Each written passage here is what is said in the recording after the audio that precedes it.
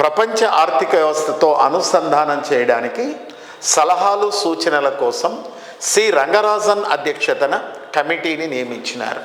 Rangarajan committee విస్తృతంగా అధ్యయనం చేసి భారత ఆర్థిక వ్యవస్థను ప్రపంచ ఆర్థిక వ్యవస్థతో అనుసంధానం చేయాలంటే పెద్ద ఎత్తున విదేశీ ప్రత్యక్ష పెట్టుబడులను, విదేశీ సంస్థాగత పెట్టుబడులను అనుమతించమన్నారు.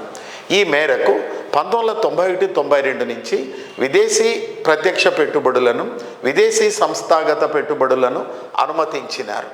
అదేవిధంగా రూపాయి యొక్క స్థిర మారకపు రేటును మూల్యహీనీకరణ చేసినారు. మూల్యహీనీకరణ అంటే రూపాయి యొక్క స్థిర మారకపు రేటును ఆర్బీఐ డాలర్ మారకపు రేటుతో పోల్చుకొని తనంతకు తాను తగ్గించుకుంటే దానిని మూల్యహీనీకరణ అని అంటారు. మూల్యహీనీకరణ వల్ల మన దేశం నుంచి ఏ వస్తువులైతే ఎగుమతి చేస్తున్నామో వాటి ధరలు అంతర్జాతీయ మార్కెట్లో తగ్గి పెద్ద ఎత్తున డిమాండ్ పెరిగి ఎగుమతులు పెరుగుతాయి. అదేవిధంగా మూల్యహీనీకరణ చేయటం వల్ల ఏ వస్తువులైతే మనము దిగుమతి చేసుకుంటున్నామో వాటి యొక్క ధరలు పెరిగి ప్రత్యామ్నాయ వస్తువులను దేశంలోనే తయారు చేసుకునే అవకాశము ఏర్పడుతుంది. అటు తరువాత రంగరాజన్ కమిటీ ఏం చేసినాడంటే భారత ఆర్థిక వ్యవస్థని ప్రపంచ ఆర్థిక వ్యవస్థతో అనుసంధానం చేసుకోవాలంటే రూపాయి మారకపు రేటును సులభతరం చేయమన్నాడు.